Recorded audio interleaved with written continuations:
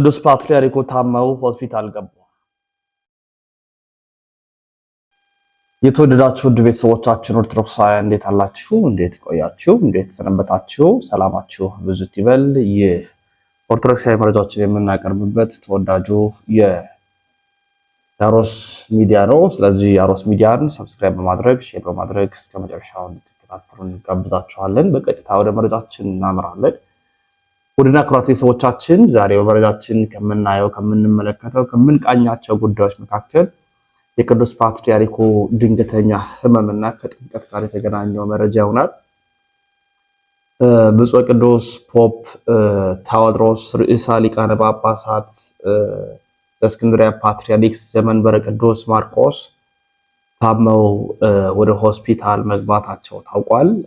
ቅዱስ ፓትርያርኩ ብፁዕ ቅዱስ ፖፕ ታዎድሮስ ርዕሰ ሊቃነ ጳጳሳት ዘእስክንድርያ ሊቀ ጳጳስ ዘመንበረ ፓትርያርክ ዘመንበረ ቅዱስ ማርቆስ ወንጌላዊ እኛ አባት እንግዲህ የኩላሊት ህመም እንዳመማቸው አንደኛው ኩላሊታቸው እንግዲህ ቀዶ ጥገና እንዲደረግ የኮፕቲክ ቤተክርስቲያን አሳውቃለች። ቅዱስነታቸው በአሁኑ ጊዜ ኦስትሪያ በሚገኘው ሆስፒታል ውስጥ ያሉ ሲሆን ጤናቸው መሻሻል ካሳየ እዛ ኦስትሪያ ያለ ቅዱስ እንጦንስ ገዳም ውስጥ የማገገሚያ ጊዜያቸውን እንደሚያሳልፉ ነው የተነገረው። በመሆኑም በዓለም ዙሪያ ያሉ ህዝበ ክርስቲያን እንዲጸልዩላቸው የኮፕቲክ ኦርቶዶክስ ቤተክርስቲያን ጥሪዋን አቅርባለች።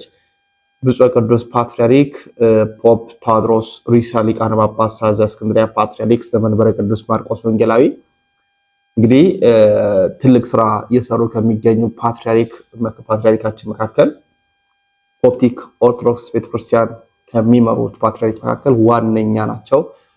እንግዲህ ኮፕቲክ በአሃት አብያተ ክርስቲያናት መካከል የምትመደብ እዚህ ግብጽ ጎረቤታችን ግብጽ ላይ ያሉ አባት ናቸው። የእሳቸው መታመም ብዙሃኑን አሳዝኗል። እንደ ኦርቶዶክስ እንደ ዓለም ኦርቶዶክስ ብሎም እንደ ኦሪየንታል ኦርቶዶክስ እንደ አብያተ ክርስቲያናት አዝነናል። ቅዱስ ፓትርያርኩ እግዚአብሔር አምላክ ጠብቋቸው በሰላም ታክመው ድነው ማገገሚያቸውን በዚያ ኦስትሪያ በሚገኘው በገዳመ እንጦንስ ገብተው ከዛ በኋላ ወደ ቀደመ መንበራቸው ይመለሱ ዘንድ መሻታችን ነው። በዚህ አጋጣሚ ስለ አባታችንም እኛም መጸለይ ይገባናል። ብፁዕ ቅዱስ አቡነ ማትያስ ፓትርያርክ ርዕሰ ሊቃነ ጳጳሳት ዘኢትዮጵያ ሊቀ ጳጳስ ዘአክሱም ወእጨጌ ዘመንበረ ተክለ ሃይማኖትም ትንሽ ህመም የተጫጫናቸው ያሉ አባታችን ናቸው። እድሜም ስላለ ማለት ነው። ስለዚህ ለእሳቸውም ልንጸልይ ይገባል የሚል መልእክቴን ለማስተላለፍ ወዳለሁኝ። እንግዲህ በኢትዮጵያ ሀገራችን ላይ የምንገኝበት አሁን ከአደባባይ በዓላት መካከል የምናከብረው ጥምቀት ላይ እንገኛለን። እንግዲህ በዓለ ጥምቀቱ በተለያዩ ቦታዎች እንደሚከበር ይታወሳል። ከዚህ ጋር የተገናኙ የቀደሙ ቪዲዮዎችን አሁንም ያሉ ቪዲዮዎችን ለእናንተ ለማቅረብ ለማስተላለፍ ወዳለሁኝ። ከሀገር ውጭ ያላችሁ በስደቱም ዓለም የምትገኙ እህቶቼ፣ ወንድሞቼ፣ እናቶቼ፣ አባቶቼ፣ ህፃናትም ጭምር ሁላችሁንም የምትወዷት ሀገራችሁን የምትናፍቋት ቤተክርስቲያናችሁን የምትሳሱላት ይቺ ተዋህዶ እምነታችሁን እግዚአብሔር አምላክ ጠብቆ በሰላም እናንተንም ጠብቆ አምጥቶ በዓሉን በአንድነት የምናከብርበትን ጊዜ ያቀርብልን ዘንድ መሻታችን ነው፣ ጸሎታችን ነው። በእውነት ከዚህ ለዛ ያቅርበን ለማለት ወዳለሁኝ። የተወደዳችሁ ቤተሰቦቻችን ከበዓለ ጥምቀት ጋር የተገናኙ ምንድነው ጥምቀት የሚሉትና ለምንድነው ወደ መጠመቂያ ስፍራ መሄድ የምናከብረው የሚሉትን የተለያዩ የቪዲዮ መረጃዎችና በተለያዩ ቦታዎች ላይ ተከበሩ የነበሩ የቀደሙ ቪዲዮዎችንም ለእናንተ የማቀርብ ይሆናል። ወደ ቪዲዮዎቻችን አመራለሁ።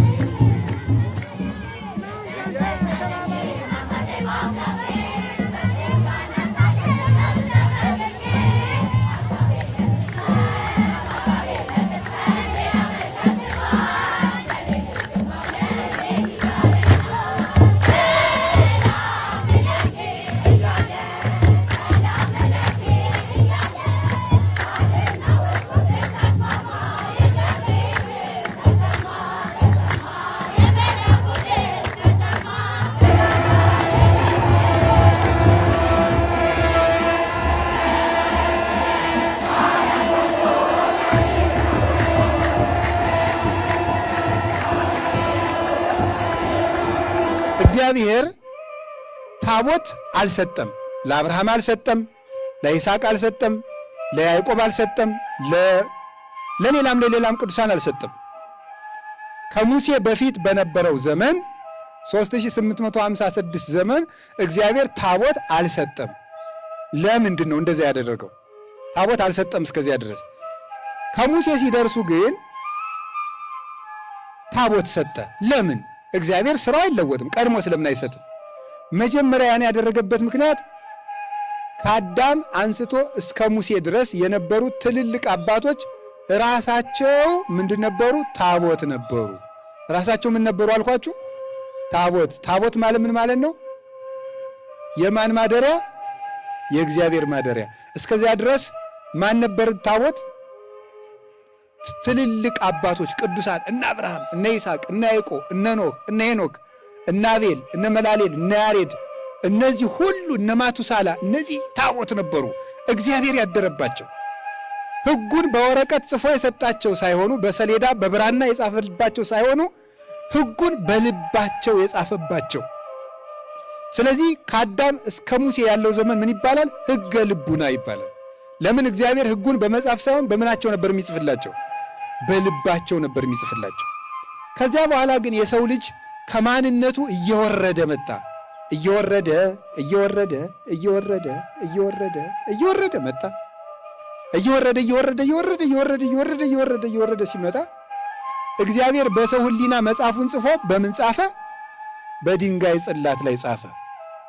እንግዲህ ሰው ሆይ እኔ በመንፈስ ቅዱስ መግቦት በሕሊና ሕግን እቀርጽብህ ነበር። እንደዚህ ጠማማ ከሆንክ ሕግህ ተንኮል፣ ልብህ ሕግ ተሞልቶ ተንኮል የማያጽፍ ሆነ። ሕግህ ተንኮል ተሞልቶ ሕግ ምኑ ላይ ልጻፍ? ስርዝ ድልዝ የበዛበት ወረቀት ምን ላይ ያጽፋል? በቃ ልባችን ስርዝ ድልዝ ምን ላይ ልጻፍብህ? ሕጉን እንግዲህ ውጭ ላይ ጽፍብሃለሁ፣ እዚያ ለፍተህ አጥነው አለ። እጽፍልሃለሁ አለ። አንዱ እሱ ነው። ሁለተኛ እስራኤል ግብፅ ተሰደው ሳለ ጣዖት ለምደው ነበረ። የተቀረጸ ምስል ለምደዋል። ምን የኛ አምላክም አይታይ ማለት ጀመሩ። እኛ የሚታይ አምላክ የለን፣ ግብፃውያን አምላክ አላቸው። እኛ የምናየው ነገር የለንም፣ ዝም ብሎ አምላክ በሰማይ አለን የሚባለው እያሉ ማንጎራጎር ጀመሩ። እኛ ማየት እንፈልጋለን አሉ። ነው እንዴ አለ እግዚአብሔር። ሙሴ እንዲያውም እግዚአብሔር እንደዚህ ብሏቸዋል ሲላቸው፣ ምን ዝም ብሎ እግዚአብሔር እንደዚህ ብሏቸዋል ይለናል። እንዲያውም ሁለተኛ አንተ እንዳትናገረን እዚህ በኋላ። ማን ይናገረን አሉ። የሰው እኮ ጥጋቡ ግርም ነው የሚያደርገው እኮ። እንዲያውም እግዚአብሔርን ነው እንጂ ሁለተኛ አንተ እንዳትመጣ አሉት። አሁን እግዚአብሔር ቸር አይደል? የተቀረጸ ምስል የግብፃውያን እቴ የውሃ አምላክ የላም አምላክ የምን አምላክ አላቸው። እኛ አንድ ነገር አይተን አናውቅም። ዝም ብሎ እግዚአብሔር በሰማይ ያለንም ይባል ሲሉ ነው በቃ እሺ በዚህ ይገለጣለሁ አለና እግዚአብሔር ሕጉን ለሙሴ ጽፎ ሰጠ።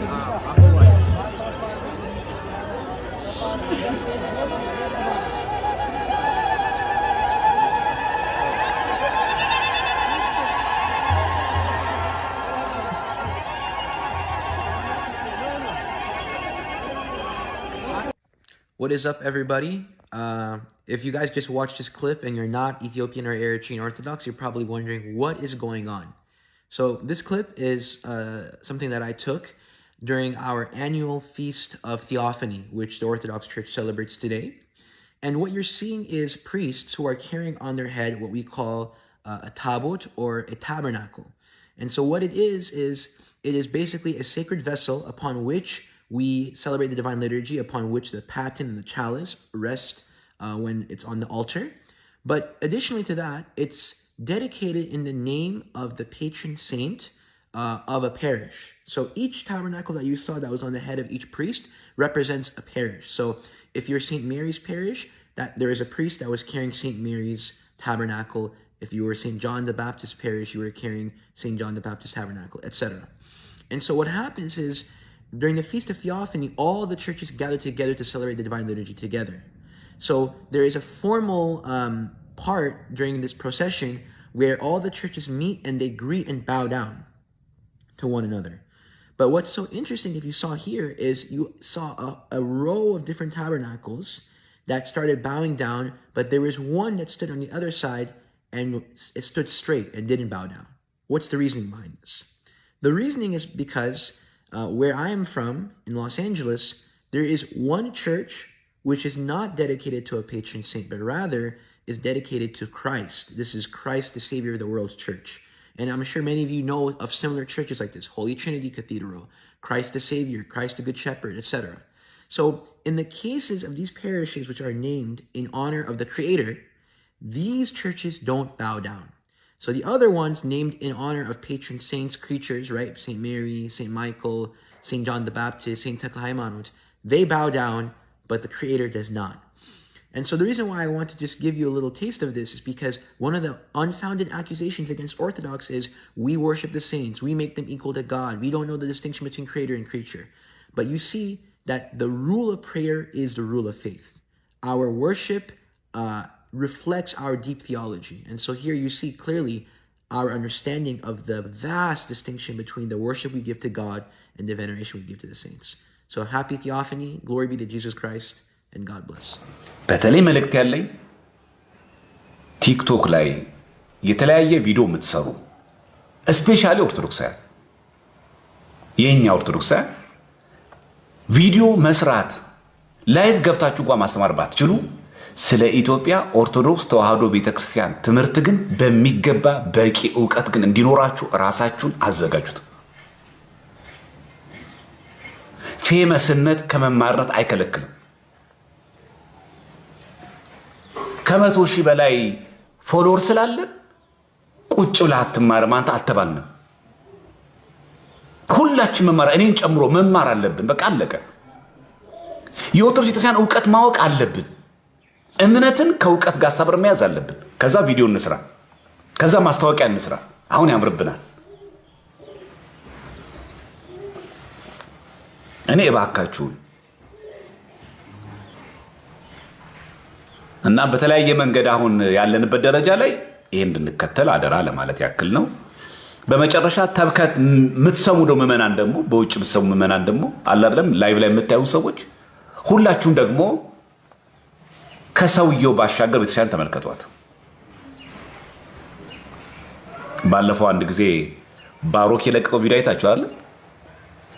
የሚቅሙ ሰዎች አሉ ብሎ የሚጠጡ አሉናም ብሎ አለ አይደል የለቀቀው።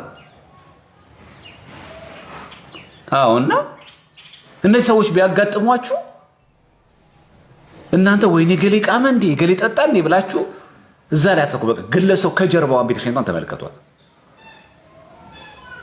መቼም የማህበራዊ ሚዲያ አይደለ አንዳንዱ እኮ አጥቢያ የለውም ደብር እኮ የለውም።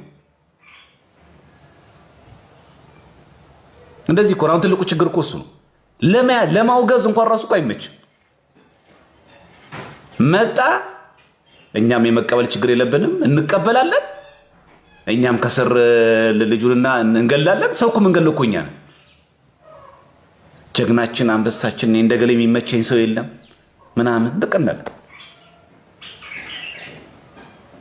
ትመጫለሽ ስንት ዓመት የለፋሽበትን አረብ ሀገር ቤት ሄጄ ለእናቴ ለአባቴ ቆጥ ላይ ለሚተኛው አባቴ እንደው አልጋ ቀይሬ እንጣታ ያለሽ እሱ አዲስ አበባ ይቀበልሻል። አፈፍ አድርጎ ጥብለሽ ወርቆይተሽ ትሄጃለሽ እጅና እግርሽ ታጥበሽ። የተወደዳችሁ ቤተሰቦቻችን በድጋሚ እንኳን አደረሳችሁ ለማለት ወዳለው የዛሬ መረጃዎቻችን ይህን ይመስላሉ።